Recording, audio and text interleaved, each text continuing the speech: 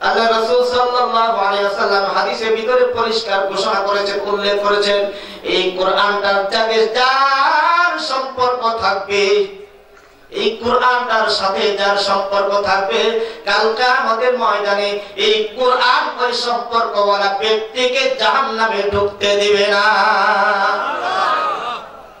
শুধু তাই না, কাল কিয়ামতের ময়দানে আল্লাহ পাক সুবহানাহু ওয়া তাআলা অর্ডার করবেন, যারা দুনিয়াতে কোরআন শরীফ মুখস্থ করেছিল, বাবা এই কোরআন মুখস্থ যারা করছে তারা এটা হাফেজ, কি বলেন? আপনাদের আমাদের এলাকায় হাফেজ সন্তানরা আছে না নাই? অনেক ছেলে আছে 7 বছর 8 বছর বয়স হওয়ার আগে সে হাফেজ হয়ে গেছে, আছে না নাই? আছে। আল্লাহ সুবহানাহু ওয়া তাআলা কাল কিয়ামতের ময়দানে হাফেজদেরকে অর্ডার করবেন, ও হাফেজেরা, দুনিয়াতে তোমরা কোরআনটাকে মহব্বত করেছিলে, পছন্দ করেছিলে, ভালোবেসেছিলে, এই কোরআনটাকে ভালোবেসে মুখস্থ করেছো, তেলাওয়াত করেছিলে, আজকেও তোমরা সেইভাবে তেলাওয়াত করো। আল্লাহ রাসূল সাল্লাল্লাহু আলাইহি ওয়াসাল্লাম হাদিসে পাকের মাঝে পরিষ্কার ঘোষণা করেছেন, আন আবি হুরায়রা রাদিয়াল্লাহু তাআলা আনহু قال قال رسول الله صلى الله عليه وسلم يقال لصاحب القرآن, কোরআনের সাথীদেরকে আল্লাহ তাআলা বলবেন, কোরআনের সাথীদেরকে বলা হবে, কে বলবেন? বলবেন আল্লাহ। আল্লাহ তাআলা কি বলবেন?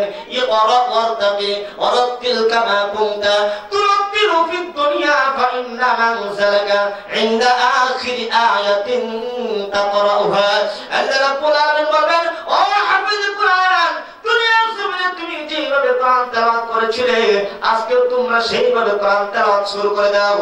হাফেজ কোরআনগুলি বুঝবে না, হাফেজ সাহেবরা বুঝবে না ঘটনা কি, আল্লাহ তাআলা আমাদেরকে কোরআন তেলাওয়াত করার জন্য কেন বলতেছেন, ব্যাপার কি, ঘটনা কি?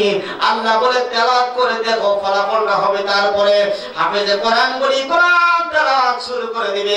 প্রথমে একটা আয়াত তেলাওয়াত করবে, একটা আয়াত তেলাওয়াত করার সাথে সাথে আল্লাহর পক্ষ থেকে ওই হাফেজের জন্য একতলা জান্নাত তৈরি হয়ে যাবে। 2 নম্বর আয়াত তেলাওয়াত করার কথা বলা হবে, 2 নম্বর আয়াত পড়বে, ওই বিল্ডিং এর উপরে আরেকটা তালা হয়ে যাবে। 3টা আয়াত যখন পড়বে 3 তালা জান্নাত হয়ে যাবে। আল্লাহ বলবেন, ও হাফেজ স্টপ হও না, তেলাওয়াত তুমি বন্ধ করো না, আমি আল্লাহর আদেশ। দুনিয়ার জমিনে যেইভাবে তুমি কোরআন তেলাওয়াত করেছিলে, আজকেও তুমি সেইভাবে কোরআন তেলাওয়াত করো। হাফেজের কোরআনগুলি কোরআন তেলাওয়াত শুরু করে দিবে। এইভাবে এক এক করে তেলাওয়াত করতে করতে গোটা কোরআনটা শেষ করে ফেলবে। গোটা কোরআনের ভিতরে আয়াতের সংখ্যা হলো 6666, সূরার সংখ্যা হলো 114 খানা। 6666টা আয়াত তেলাওয়াত করবে, হাফেজের কোরআন শেষ করবে। আমার আল্লাহ বলবেন, বান্দা রে, আজকে তোর জন্য আমি আল্লাহর পক্ষ থেকে 6666 তালা বিশিষ্ট জান্নাত পুরস্কার। আরো জোরে বলুন সুবহানাল্লাহ। 6666 তালা, 5 তালা একটা বিল্ডিং এলাকায় দেখান, এলাকায় নাই। বলতে পারেন হুজুর ওই মির্জাপুর বাজারে গেলে থাকতে পারে, ধরেন 10 তালা আছে, ধরেন 10 তালা আছে। আমাদের ঢাকা শহরে থাকতে পারে ধরেন 120 তালা, 24 তালা হল সর্বোচ্চ ঢাকা শহরের বিল্ডিং। এবার রাষ্ট্রের বাইরে চলে যান, ভিন্ন দেশে চলে যান, ওই সৌদি আরব ধনী একটা দেশ, লন্ডন আমেরিকা ধনী একটা দেশ, 100-150 তালা বিল্ডিং হতে পারে, এর বেশি না।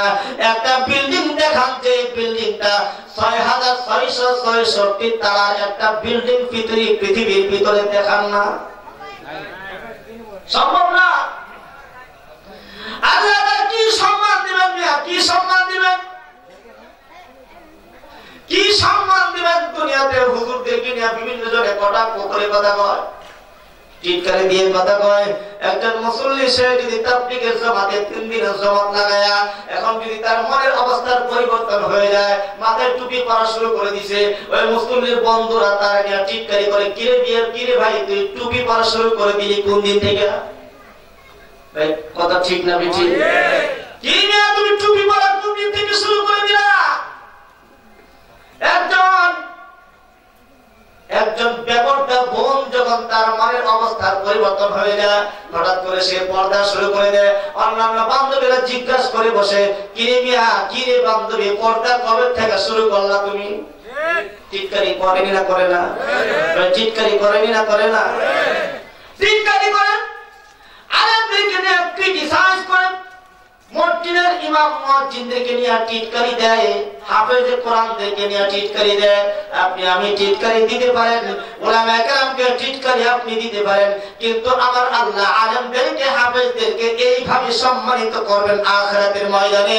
জোরে সোরে বলুন সুবহানাল্লাহ।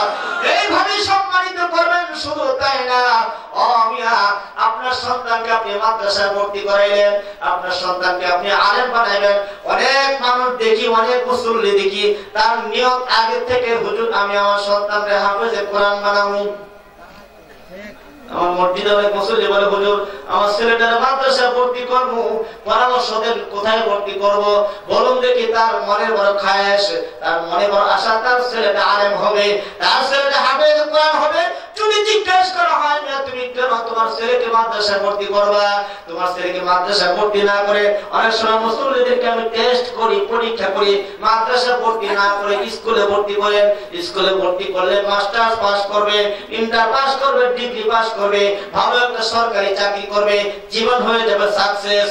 বলে, হুজুর আপনি হয়তো আমার সাথে এইভাবে কথা বলতেছেন, আমার বিয়ের আগে নিয়ত ছিল সন্তান যখন দুনিয়াতে আগমন করবে, এই সন্তানকে আমি আল্লাহর রাস্তায় দিয়ে দিব। আল্লাহর রাস্তায় দিয়ে দেব, আল্লাহর রাস্তায় দিয়ে দিব। আমি চ্যালেঞ্জ করে বলতে পারি, চ্যালেঞ্জ করে বলতে পারি, কসম করে বলতে পারি, এই কোরআন মুখস্থ করেছি আমি, হাফেজ মুখস্থ করে ঠকি নাই, ঠকি নাই। উলামায়ে কেরাম আলেম হয়ে ঠকে নাই। উলামায়ে কেরাম হাদিসের জ্ঞান তার অন্তরে ঢুকায় ঠকে নাই, মিয়া ঠকে নাই। আপনারা আমাদেরকে যেইভাবে দেখেন না কেন, আমাদেরকে যেইভাবে কথা বলেন না কেন, আপনি 1.5 লক্ষ টাকা বেতন পান, মাস শেষে আপনি দোকানের বিলটাও দিতে পারেন না। হুজুর 1.5 লাখ টাকা কিছু হয় না। ওদের মুসল্লি তার প্রায় 100 কোটি টাকা মালিক। কোন সালের অবস্থা তো ভাই বুঝেন? প্রায় 100 কোটি টাকা মালিক, কথায় কথা বলতেছে আমার পাশের বিল্ডিং এর বেটা কয়েক হাজার কোটি টাকা মালিক, আর আমি মাত্র 100 কোটি টাকা। জীবনে কিছুই করতে পারলাম না ভাই, আছে না নাই? এটা অবশ্যই কোটিপতি সার কোটি কোটি টাকার গল্প। বর্তমান সমাজে এমন কথা অনেক মানুষই জবাব দিয়ে বের করে ফেলে, জীবনটাতে কেন দুনিয়াতে আসলো, কিছুই করতে পারলাম না, কিছুই করতে পারলাম না। অমিয়া তুমি বোকামি করছো, তোমার এই কথাটার ভিতরে বোকামি প্রকাশ পায় না, অসম্ভব, এটা কোনো কথা না। তোমার জীবনে যা কিছু আল্লাহ দিয়েছে এর উপরে সন্তুষ্টি থাকার নাম হলো মুসলমান। ভাই আমার, আপনার সন্তানকে আপনি মাদ্রাসায় ভর্তি করলেন, আপনার এই ছেলেটা যখন মাদ্রাসায় ভর্তি হবে, কোরআন তেলাওয়াত করবে, হাফেজে কোরআনের মর্যাদা তো শুনাইলাম, এবার শুনেন হাফেজে কোরআন কারে কারে জান্নাতে নিয়ে যাব। আমার রাসূল খুতবাতুল আহকাম, মসজিদের ভিতরে যে খুতবা আছে, এই খুতবাতুল আহকামের ভিতরে একটা হাদিস আছে। হাদিসটার ভিতরে রাসূল পরিষ্কার ঘোষণা করেছেন, যারা দুনিয়াতে হাফেজে কোরআন ছিল, এই হাফেজে কোরআনগুলি কাল কিয়ামতের ময়দানে 10 জন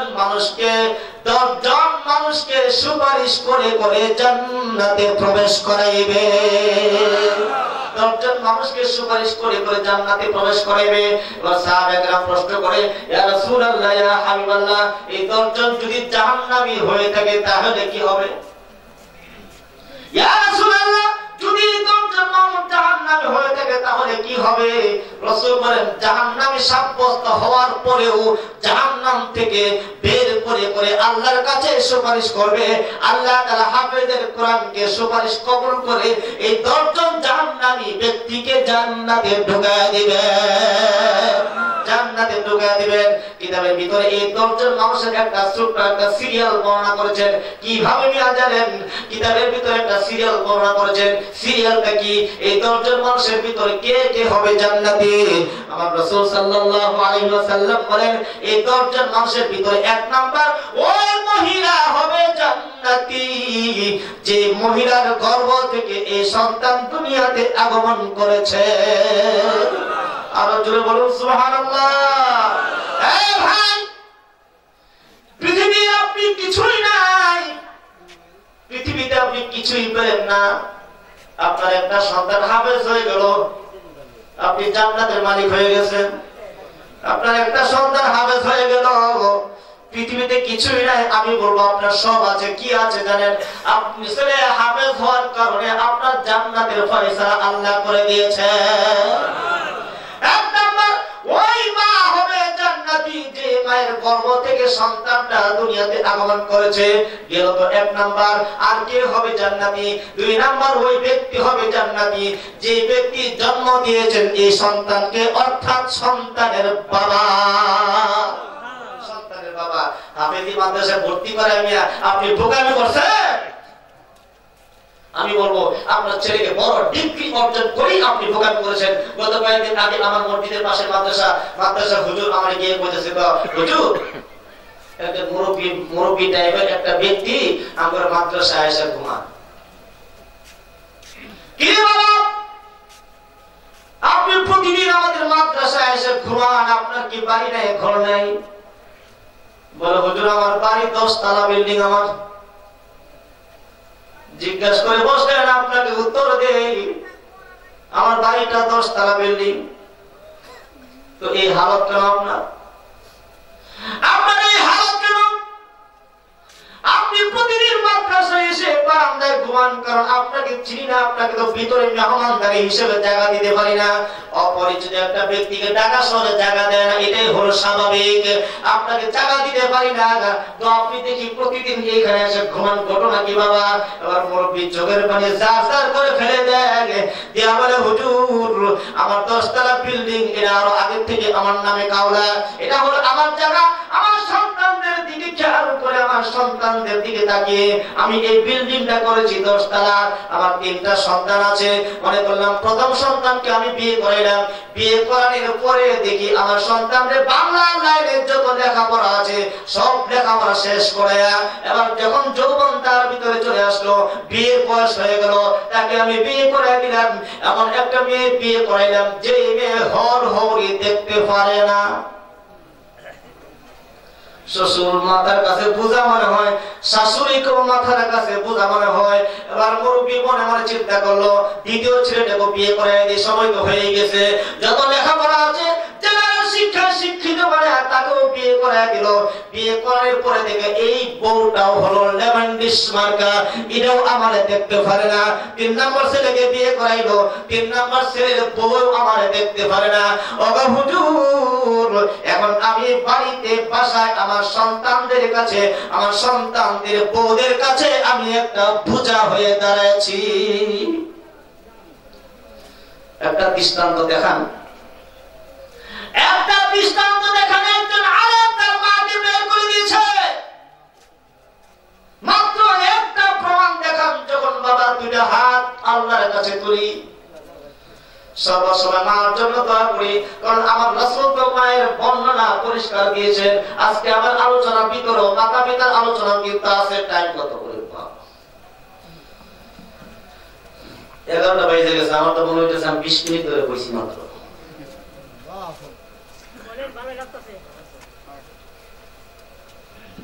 একটা উপমা দেখান। একজন আলেম তার মাকে অপমান করেছে, তার বাবাকে অপমান করেছে। নাই বাংলার জমিনে এমন কোন দৃষ্টান্ত নাই। একজন হাফেজে কোরআন তার মাকে অপমান করেছে, বাবাকে করেছে। 2 ছেলে আল্লাহ তাকে দান করেছে, একটা হলো দুনিয়া শিক্ষা শিক্ষিত, আর একটা হলো জেনারেল আরবি শিক্ষা শিক্ষিত।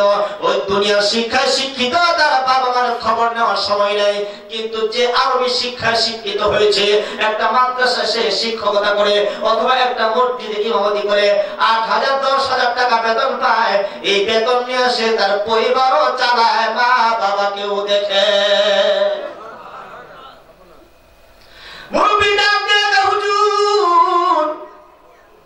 আমি জীবিত অতটা বৃদ্ধ আমি হই নাই, এই অবস্থায় আমার ঘরে জায়গা নাই, আমার বাসায় জায়গা নাই, আমার ছেলে আমার দেখতে পারে না, আমার ছোট ছেলেও দেখতে পায় না, মেজো ছেলেও দেখতে পায় না, তাদের কাছে বোঝা হয়ে দাঁড়াইলাম।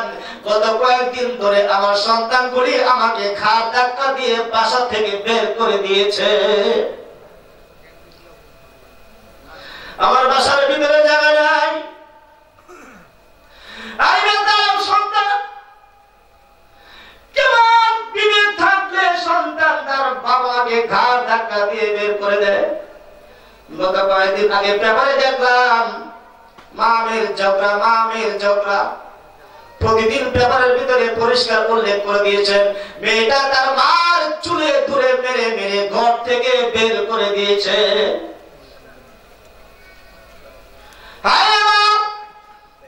আমার রাসূল পিতামাতার কি শিক্ষা দিয়েছে? আমার রাসূল পিতামাতার শিক্ষাটা কিভাবে দিয়েছেন? আমার রাসূল বলেছেন, ওরে সন্তান, তোর মাতা পিতার পায়ের নিচে হলো তোর জান্নাত। মাতা পিতার সেবা কর, মার সেবা কর, বাবার সেবা কর, দুনিয়াতে জান্নাতের সার্টিফিকেট পাওয়া যাইবে। মার সেবা কর, দুনিয়াতে জান্নাতের সার্টিফিকেট পেয়ে যাবি। যুবক বন্ধুরা যারা আছো, যদি কোনদিন তোমার মায়ের অন্তরে আঘাত দিয়ে থাকো, তোমার বাবার অন্তরে আঘাত দিয়ে থাকো, যদি কোনদিন কোন সময় তোমার বাবা মার সাথে বেয়াদবি করে থাকো, আর যদি তুমি আমার বয়ান তোমার কান পর্যন্ত পৌঁছে থাকে, তোমার দুইটা পায়ে হাত দিয়ে আমি বলবো, আজকে কি তুমি তোমার মার কাছে ক্ষমা চাই নিবা, তোমার বাবার কাছে ক্ষমা চাই নিবা? দেখো, তুমি পরীক্ষা করে তুমি ক্ষমা চাইতে দেরি হবে। আজকে 2 বছর ধরে তুমি তোমার মাকে অত্যাচার করছো, তোমার বাবাকে অত্যাচার করছো, আজকে কি তুমি তোমার মা বাবার পায়ে ধরে ক্ষমা চাইবা? আল্লাহর কাছে বলবো, আল্লাহ আমি অনেক জুলুম করেছি, আমার মা বাবার উপরে অনেক অত্যাচার আমি করেছি। আল্লাহ তোমার কাছেও ক্ষমা চাই, আমার বাবা মার কাছেও ক্ষমা চাই। মা চোখের পানি ছেড়ে দিয়ে বলবে, সন্তান রে, তোরে আমি মাফ করে দিলাম। সুবহানাল্লাহ। যুবতী বোনেরা, যদি তোমরা থাকো, যদি মার সাথে বাবার সাথে বেয়াদবি করে থাকো, ক্ষমা চেয়ে নিবা। মা বাবা এমন একটা সম্পদ ভাই, মা বাবা এমন একটা সম্পদ। মুসা আলাইহিস সালাম আল্লাহর কাছে কয়, আল্লাহ আমি তো একজন পয়গম্বর, আমি তো অবশ্যই জান্নাতি। কি বলেন, সমস্ত পয়গম্বর জান্নাতি কিনা? সমস্ত পয়গম্বর জান্নাতি। মুসা আলাইহিস সালাম কয়, আল্লাহ আমি একটু জানতে চাই, কাল কিয়ামতের ময়দানে জান্নাতের ভিতরে আমার বন্ধু কে হবে জানতে চাই। আল্লাহ যা মুসা, তোর বাজারে গিয়া দেখবি একটা কালো কুৎসিত একটা ছেলে তার দোকানে এসে গরু বাজার থেকে ক্রয় করে, গ্রাম থেকে ঘুরে ঘুরে বাজার গরু ক্রয় করে, এই গরুটা বাজারে জবাই করে, গোশতটা কেটে কেটে বিক্রি করে। এই কসাই হবে তোমার জান্নাতের সঙ্গী। মুসা আলাইহিস সালাম, কি ব্যাপার, এটা কসাই আমার সঙ্গী? বলুন দেখি, যে কসাই, যে যুবকের পরিচয় আল্লাহ তাআলা দিয়েছেন, ওই যুবকের সাথে পরিচিত হওয়ার দরকার মুসা নবীর আছে না নাই? আল্লাহর বর্ণনা অনুযায়ী মুসা আলাইহিস সালাম ঘর থেকে বের হয়ে বাজারে চলে গেল। গিয়ে দেখে ঠিকই একজন যুবক, সে বাজারের কর্নারে একটা টঙের ভিতরে সে গরু কষাই, গরু জবাই করে করে মাংসটা কেটে কেটে বিক্রি করতেছে। এবার মুসা আলাইহিস সালাম দূর থেকে দাঁড়ায় দাঁড়ায় দেখে, ব্যাপার কি? তার ব্যাপারে যে আল্লাহ আসমানে ঘোষণা দিয়েছেন সে জান্নাতি, কি আমল আছে তার ভিতরে আমার দেখার দরকার আছে। এবার মুসা আলাইহিস সালাম ওই গোশত বিক্রি করানোয়ালা ব্যক্তির পাশে গিয়ে দাঁড়ায় দেখে, এমন ভাবে সততার সহিত তার ব্যবসা, কাউকে কম দেয় না, কারো কাছ থেকে টাকা বেশিও নেয় না, কাউকে একটু কমও দেয় না, এত সুন্দর সততা অনুযায়ী সে ব্যবসা করতেছে। এবার মুসা আলাইহিস সালাম মনে মনে একটা রেজাল্ট, একটা ফলাফল সে বের করলেন, হয়তোবা এই সততার জন্য, এই সৎভাবে ব্যবসার জন্য তাকে আল্লাহ জান্নাতি ঘোষণা করেছে। হয়তোবা ভাই সমাজে সৎ ব্যবসায়িক থেকে বর্তমান সমাজে কিন্তু অসৎ ব্যবসায়িক বেশি। কথা বুঝতেছেন না? অসৎ ব্যবসায়িক বেশি। গত কয়েকদিন আগে ওই সদরঘাটে একটা ফল কিনতে গেলাম, ফল সদরঘাটের পাশে ফলের দোকান থেকে ফল কিনতে গেলাম। ফলটা আমি হাত দিয়ে ধরে ধরে, ফলটা দেখে দেখে হাত দিয়ে ধরে ধরে প্যাকেটের ভিতরে ভরলাম, টাকা টাকা রিটার্ন করলাম। টাকা টাকা বিল পরিশোধ করার পরে বাসায় আয়সা দেখি ব্যক্তি ফল পচা। কি ভাই মনটা আজীব হয়ে গেল, কি ব্যাপার? আমার চোখের সামনে আমি দেখে দেখে বললাম ফলগুলি পচা হইল কিভাবে। এবার আরেকদিন গিয়ে দেখলাম এই লোকটা কি কাণ্ড, এই লোকটা এইভাবে পচা ফলটা কিভাবে দিল। তার ক্যাপাসিটি কি জানেন? সে ঠিক এমন একটা প্যাকেটের ভিতরে, এরকম একটা কালারের প্যাকেটের ভিতরে, আর এরকমই একটা পলির ভিতরে নিচে আরেকটা পচা ফলের টুকরা সে রেখে দিচ্ছে। আমার টুকরাটা মাইপা এটা নিচে রেখে দিল, ফট করে নিচেরটা উপরে বের করে দিয়ে আবার দিয়ে দিল। অনেক সৎ ব্যবসায়িক না? কথা বুঝতেছেন? অনেক সৎ ব্যবসায়িক না? এই মানুষগুলা খালি আল্লাহ খালি অপেক্ষা করতেছে মরসটা কেন হবে না, মরার লগে লগে এদের জাহান্নাম, মরার সাথে সাথে জাহান্নাম। ব্যবসায়িক যে ভাইরা আছেন ভাই, একদম তাকওয়া নিয়ে ব্যবসা করবেন, আল্লাহর ভয় অন্তরে ব্যবসা করবেন। কারণ ব্যবসায়ী ব্যক্তির ব্যাপারে নবীজি জান্নাতি ঘোষণার ওয়াদা দিয়েছেন। একজন সততা ব্যবসায়ী যদি হয়, সৎভাবে ব্যবসা করার জন্য এই ব্যক্তি হতে পারে জান্নাতি।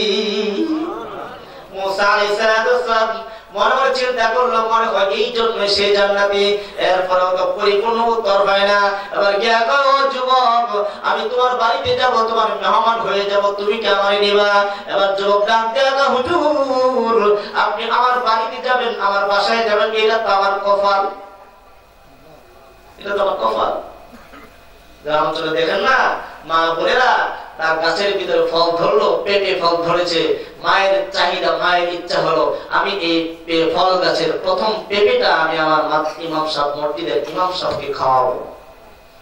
সমাজে এরকম পরিবেশ আছে না? নাই? অ্যাভেলেবেল আছে, অহরহ আছে, অনেক আছে। অনেকগুলি মুরগি লালন পালন করে মা মনে মনে ঠিক করে রাখছে এই মুরগিগুলির ভিতরে একটা মুরগি জবাই করে আমি আমার ইমাম সাহেবকে খাওয়াবো। এরকম অনেক আছে। এগুলি হুজুরদের সম্মান, এগুলি আলেমদের সম্মান, এগুলি উলামায়ে কেরামদের সম্মান। সম্মান দেওয়ার মালিক হলেন আল্লাহ।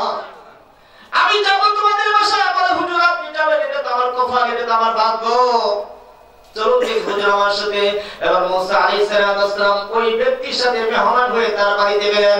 বাড়িতে গিয়ে মুসা আলাইহিস সালামের যেইভাবে মেহমানদারি করার দরকার সেইভাবে উপযুক্ত মেহমানদারি করলেন।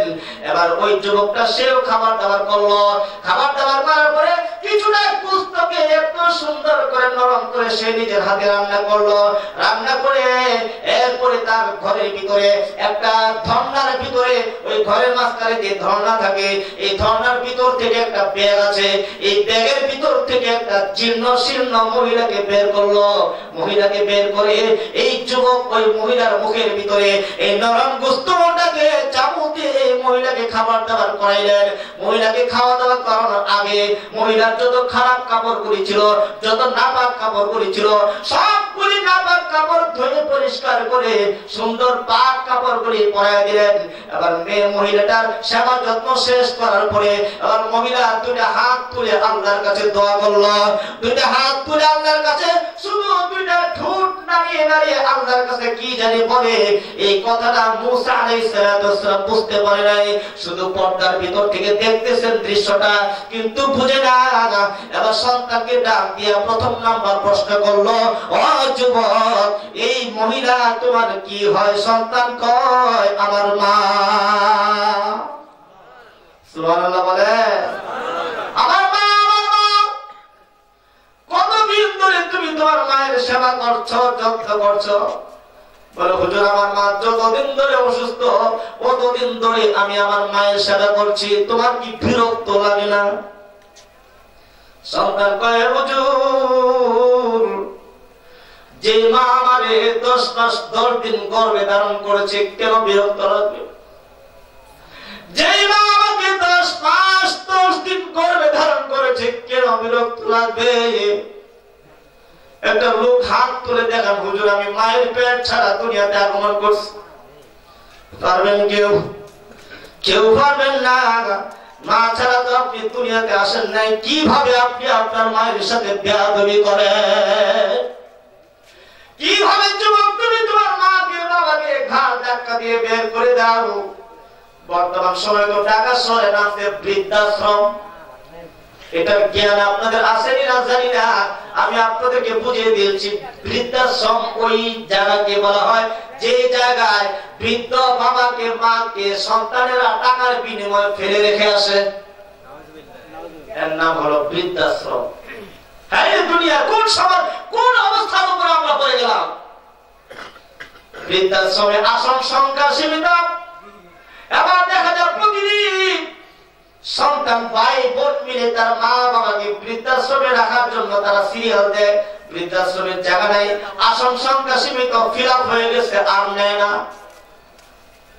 কোথায় গেল মায়ের সম্মান? কোথায় গেল বাবার সম্মান? একটা বাবা তার সন্তানের জন্য গোটা জিন্দেগি লাইফের সময় নষ্ট করে না। একজন মা একজন বাবা সন্তান যখন দুনিয়াতে আগমন করে, এই সন্তানের খালি ভবিষ্যৎ সন্তানের ভবিষ্যৎ, সন্তান কি করবে এই সন্তানের ভবিষ্যৎ নিয়ে একটা গার্জিয়ান ফিকির করে সারা জীবন। আজকে এই মাকে বাবাকে বৃদ্ধাশ্রমে রাখার জন্য তারা সিরিয়াল দেয়। কোন সমাজে আপনি আমি পড়ে গেলাম রে ভাই? যুবক তোমার কি বিরক্ত লাগে না? তোমার কি খারাপ লাগে না? বলে না আমার খারাপ লাগে না। যতদিন আমার মা বেঁচে থাকবে আমি আমার মায়ের সেবা এইভাবে করতে থাকবো।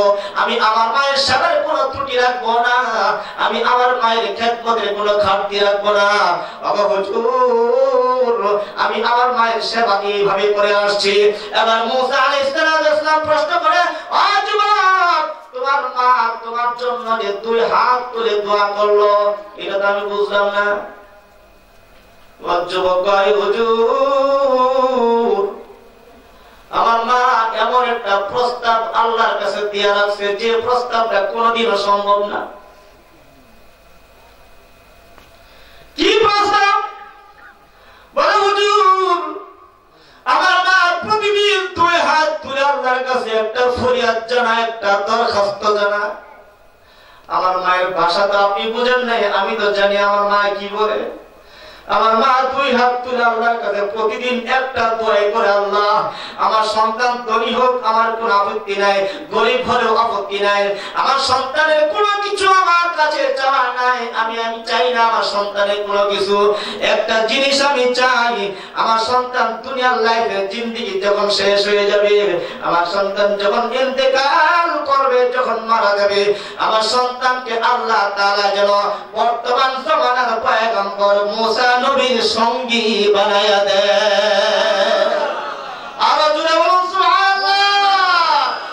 হুজুর এই দোয়াটাই আমার মা সব সময় করে থাকে। এবার হুজুর আপনাকে আমি প্রশ্ন করতে চাই, আমার মতো একজন নাদান, আমার মতো একজন যুবককে, আমার মতো একজন গুনাহগার ব্যক্তিকে, আমার মতো একজন কসাইকে আল্লাহ তাআলা কি মুসা পয়গম্বরের সঙ্গী বানাইবেন? মুসা আলাইহিস সালাম যুবককে ডাক দিয়া ধরে বুকের সাথে জড়ায় কয়, যুবক রে এতক্ষণ আমি তোরে পরিচয় দেই না রে যুবক, তোর মা আল্লাহর কাছে প্রতিদিন দোয়া করে মুসা পয়গম্বরের সঙ্গী যেন তুই হতে পারিস।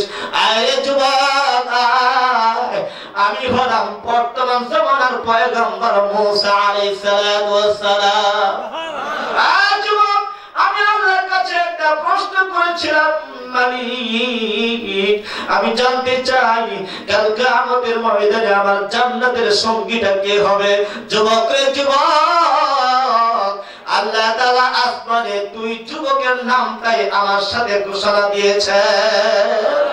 আরো জোরে বলুন সুবহানাল্লাহ। ওয়া'বুদুল্লাহ ওয়া লা তুশরিকু বিহি শাইআ ওয়াবিলওয়ালিদাইনি ইহসানা। আল্লাহ বলেন বান্দা রে আমি আল্লাহর ইবাদত কর, আমি আল্লাহর বندگی কর, আমি আল্লাহর গোলামি কর, আমি আল্লাহর বندگی করে তুই তোর বন্দেগী জীবন যাপন করবে বান্দা। মান আমিলা সালিহান ফালিনাফসিহি ওয়া মান আসরা'a ফাআলাইহা সুম্মা ইলাইনা তুরজাউন। আল্লাহ রাব্বুল আলামিন বলেন বান্দারে তুই নেক আমল করবি, ওই নেক আমলটাও তোর, তুই বদ আমল করবি ওইটাও কিন্তু তোর। নেক আমল করবি সেটাও তোর, বদ আমল করবি সেটাও তোর। মদ আমল করস বা নেক আমলে তুই যাই কিছু করস না কেন, সুম্মা ইলাইনা তুরজাউন, পরিশেষে আমি আল্লাহর সামনে তোর জমা হতে হবে। আমি আল্লাহ দরবারে আসতে হবে। ও ভাই, যদি নেক আমল করে দুনিয়ার জিন্দেগিটা আমি পরিচালিত করতে পারি। আজকে আমি এই কথাই আপনাদেরকে সবক দিয়ে গেলাম। বদ আমল অর্থাৎ গুনাহ করার যদি আপনার আমার ভিতরে অভ্যাস থাকে, আজকের পর থেকে গুনাহ ছেড়ে দিবেন, আজকের পর থেকে নাফরমানি ছেড়ে দিবেন। ও মায়েরা বোনেরা, মা বোনদেরকে নিয়ে কিছু আলোচনা আমার করার উদ্দেশ্য ছিল। অনেকক্ষণ ধরে কথা বলছি, 11টার উপরে বেজে গেছে। অনেক লম্বা কথা বলে কষ্ট পাই, বুকে আঘাত লাগে, আর কথাগুলো লম্বা করতে চাই না। আপনাদেরকে একটা সবক আপনি দিয়ে গেলাম। আল্লাহ রাব্বুল আলামিন এই আয়াতের ভিতরে 3টা আলোচনা করেছেন। প্রথম নাম্বার আলোচনা হলো ওয়াবুদুল্লাহ, ও আমার বান্দা আমি আল্লাহর ইবাদত করো, আমি আল্লাহর দাসত্ব করো, আমি আল্লাহর গোলামি করো। আমি আল্লাহর গোলামি করলে তোমার এই নেক আমল ছিনিয়ে নিতে কেউ পারবে না। দুনিয়ার জমিনে কেউ সম্পদ কেউ ছিনিয়ে নিয়ে যায়, কাল কিয়ামতের ময়দানে আপনার আমার নেক আমল ছিনিয়ে নিতে কেউ পারবে না। আপনি আমি যা কিছু নেক আমল করব, এর ফলাফল আল্লাহ তাআলা কাল কিয়ামতের ময়দানে আপনাকে আমাকে দিবেন। আল্লাহ তাআলা কালামুল্লাহ শরীফের এক আয়াতের মাঝখানে বলবেন, আল্লাহ তাআলা আপনাকে আমাকে জান্নাত পুরস্কার দিয়ে বলবেন, এই নে রে বান্দা, দুনিয়ার জমিনে তোর নেক আমলের প্রতিদান হলো জান্নাত। দুনিয়ার জমিনে তোর নেক আমলের প্রতিদান জান্নাত। নেক আমলের প্রতিদান যদি জান্নাত হয়, বদ আমলের প্রতিদান কি? আল্লাহর হুকুমকে আপনার বডির ভিতরে ফিটিং দিয়ে এরপরে দুনিয়ার জীবন যাপন করবেন। আপনি যে কোনো জায়গায় থাকেন না কেন, আপনি খেত খামারে যাবেন, আল্লাহর হুকুমকে সাথে রাখবেন। আপনি অফিস আদালতে যাবেন, আল্লাহর বিধানকে সামনে রাখবেন। আপনি দোকান পাট খুলতে যাবেন, আল্লাহর বিধানকে সামনে রাখবেন। আপনি কোনো কর্ম, কোনো শ্রম, কোন ব্যক্তির আয়াতে আপনি চাকরি করেন, সেখানে কেউ আপনি আল্লাহকে ভুলতে পারেন না। কারণ আল্লাহ তাআলা পরিষ্কার ঘোষণা করে দিয়েছেন, অতীত জামানা বিভিন্ন পয়গম্বরদের জামানা সিস্টেম ছিল এরকম, মানুষ যে নির্দিষ্ট একটা জায়গায় গিয়ে নামাজ পড়তো। আমাদের ব্যাপারে এরকম কোন সিদ্ধান্ত নেই। আল্লাহ তাআলা গোটা পৃথিবীর জমিনটাকে আপনার আমার জন্য সিজদার জায়গা বানায় দিয়েছেন। আবার জোরে বলুন সুবহানাল্লাহ। আপনি কৃষক মানুষ, খেত খামারে কাজ করতে যাবেন, আপনি একটা প্রস্তুতি নিয়ে যান। যখন নাকি জোহরের নামাজের আজান দিয়ে দিবে, যদি আপনি কাজের চাপে পড়ে ঝামেলায় পড়ে আপনি বাড়িতে আসতে না পারেন, মসজিদে যাইতে না পারেন, ওই ক্ষেতের আড়ালে আইলে আপনার গামছাটা বিছায়া নামাজে দাঁড়ায় যান। আল্লাহ আপনার আমার উপর সন্তুষ্ট হয়ে যাবে। আল্লাহ বলেন, ওয়াবুদুল্লাহ, আমি আল্লাহর বندگی করো, লা তুশরিকু বিহি শাইআ, শিরক মুক্ত বندگی তুমি আমি আল্লাহর করো। কারণ শিরক মুক্ত, এখন শিরক নিয়ে আলোচনা করতে গেল অনেক সময় প্রয়োজন ভাই। শিরক নিয়ে আলোচনা করতে গেল অনেক সময় প্রয়োজন।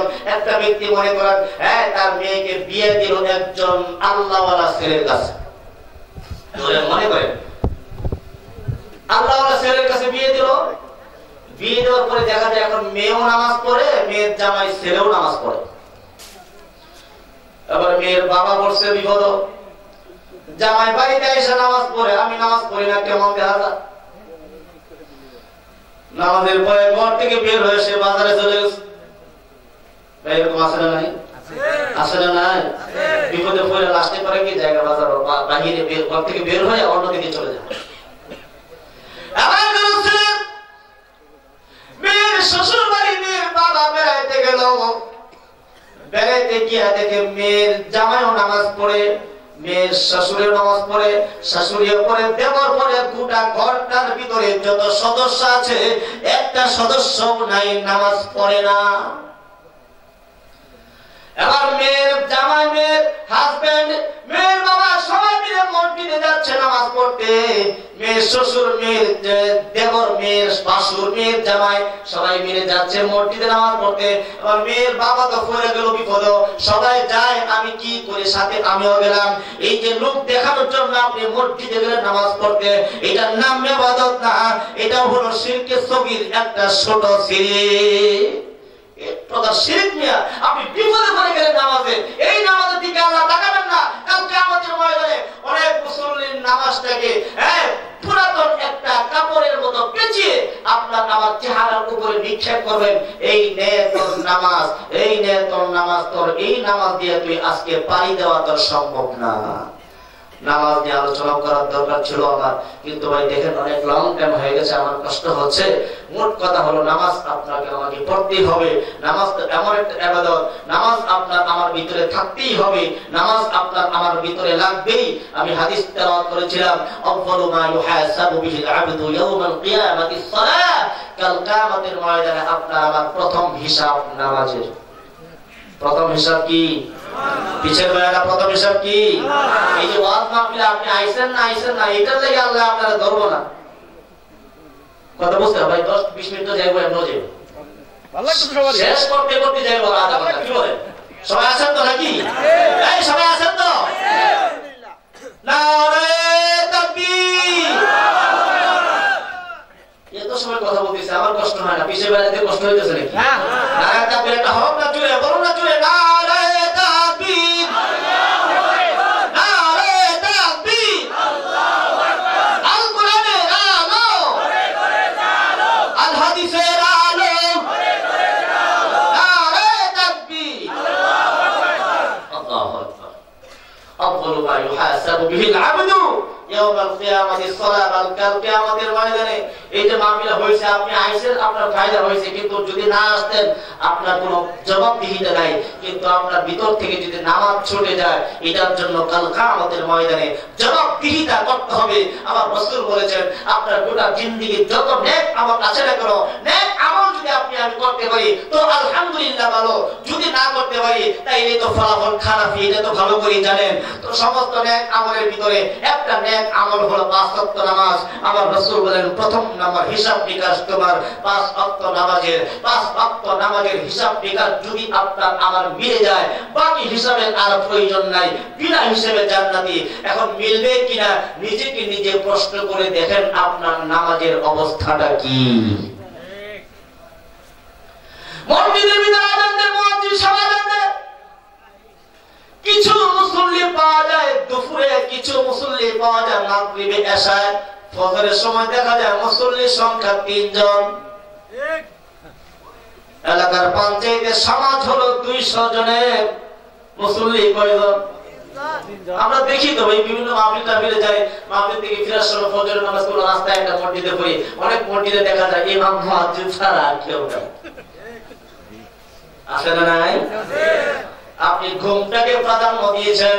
যে মালিক, সারা জাহানের মালিক, আপনার আমার বডির মালিক, আপনার আমার সৃষ্টিকর্তা, ওই মালিকের হুকুমটাকে প্রাধান্য দেন নাই, আপনি ঘুমটাকে প্রাধান্য দিয়েছেন। তওবা করেন, তওবা করেন। আজকের পর থেকে নামাজকে প্রাধান্য দিবেন। যেখানেই যাবেন, আমি গত কয়েকদিন আগে যখন মাহফিলে যাই, আসরের নামাজের টাইম হয়ে গেল, আমার ওযু আছে, এখন গাড়ি থেকে নেমে নামাজ পড়বো, এমন সিচুয়েশন নাই। ড্রাইভারকে আমি বলেছি, ভাই নামাজ পড়ার সুযোগটা দেন না, বলে হুজুর গাড়িতে পড়ে ফেলেন। বেদিন মার্কা ড্রাইভার, মুসলিম মার্কা ড্রাইভার শতকরা 2 জন পাওয়া যায় না। এমন ড্রাইভার পাইছেন? ভাই গাড়িটা একটা মসজিদের সামনে দাঁড় করায় সমস্ত মুসল্লিদেরকে দাওয়াত দিয়ে বলল, সমস্ত পেছনদারকে বলল, আপনারা সবাই মিলে মসজিদে নামাজটা আদায় করে নেন, এরপরে আমরা বের হব। এমন ড্রাইভার পাওয়া বর্তমান সমাজে মুশকিল কিনা বলেন? মুশকিল না?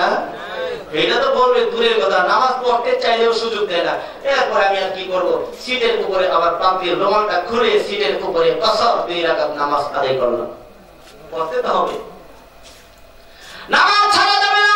আফদালু মা ইউহাসাবু বিহিল আবদু ইয়াউমাল কিয়ামাতিস সালাহ, কাল কিয়ামতের ময়দানে আপনার আমার প্রথম নাম্বার হিসাব হবে নামাজের। হিসাব নিকাশ মিলবে কেমন করে?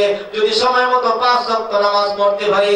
শুধু জুমার নামাজ পড়লাম, গোটা সপ্তাহের নামাজের খবর নাই, হতে পারে আপনি জাহান্নামী।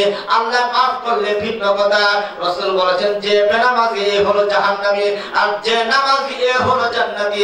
এটা হলো হাদিসের কথা। তো জাহান্নামীকে আল্লাহ জান্নাত দিতে পারেন, আর জান্নাতীকে আল্লাহ জাহান্নাম দিতে পারেন। এটা হলো আল্লাহর ফয়সালা। তবে আল্লাহর হুকুমগুলো আপনার আমার জীবনে বাস্তবায়ন করতে হবে না? হবে না? জীবনে বাস্তবায়ন করতে হবে। এখন যদি বলেন নামাজ পড়লেও যদি জাহান্নামে যায় মানুষ, তাহলে নামাজ ছেড়ে দেই। না না, নামাজ তো আমি জাহান্নাম থেকে বাঁচার জন্য পড়ি না, নামাজ তো আমি জান্নাতে যাওয়ার জন্য পড়ি না। রাবিয়া বসি, ওই হাসান বসি, রাবিয়া বসি, তারা আগুনের একটা টুকরা নিয়ে তারা দৌড়াইতো এদিক থেকে ওদিক, ওদিক থেকে ওদিক। যখন তাদেরকে জিজ্ঞাসা করা হলো কেন দৌড়াও, এই আগুন নিয়ে তুমি কেন দৌড়াও? ও রাবিয়া, এই আগুনের টুকরা নিয়ে তুমি কেন দৌড়াও? রাবিয়া উত্তর দেয় কি জানেননি, আমার মনে চায় ওই মানুষগুলারে আমি জ্বালাই দিই যে মানুষগুলা জাহান্নাম থেকে বাঁচার জন্য আল্লাহর ইবাদত করে। আমার মনে চায় ওই জাহান্নামকে আমি পানি দিয়ে ঠান্ডা করে দেই, যে জাহান্নাম থেকে বাঁচার জন্য মানুষ নামাজ পড়ে। আমার মনে চায় এই আগুন দিয়ে আমি ওই জান্নাতকে জ্বালায়া দেই, যে জান্নাত পাওয়ার জন্য মানুষ ইবাদত বندگی করে। কেন বলছেন এই কথা জানেন? নিশ্চয় বোঝাতে চায় নামাজ পড়বো জাহান্নাম থেকে মুক্তির জন্য নয়, নামাজ পড়বো জান্নাতে যাওয়ার জন্য নয়, নামাজ পড়বো আমার মাওলার হুকুম। আমার মাওলার হুকুম নামাজ, এই জন্য আমি নামাজ পড়ি। মাওলার হুকুম আমি পালন করে দেব। মাওলা আমাকে জাহান্নাম দিবে, জান্নাত দিবে না জান্নাত দিবে, এটা হলো মাওলার ফয়সালা। আমার আল্লাহ আমাকে জাহান্নাম দিবে না জান্নাত দিবে, এটা হলো আল্লাহর ফয়সালা। আমি আল্লাহর 5 ওয়াক্ত নামাজ পড়ে যাব। আমি আমার নবীর তরিকা পথে দুনিয়ার জীবন যাপন করব। আমার রাসূলের জীবন আদর্শ আমার বাস্তব জীবনে সেটিং করে আমি দুনিয়ার জীবন যাপন করব। আল্লাহ জাহান্নাম দিবে না জান্নাত দিবে, এটা হলো আল্লাহর ব্যক্তিগত ব্যাপার। এটা হলো আল্লাহর ব্যাপার। জান্নাতের জন্য আমল করি না, জাহান্নাম থেকে বাঁচার জন্য আমল করি না।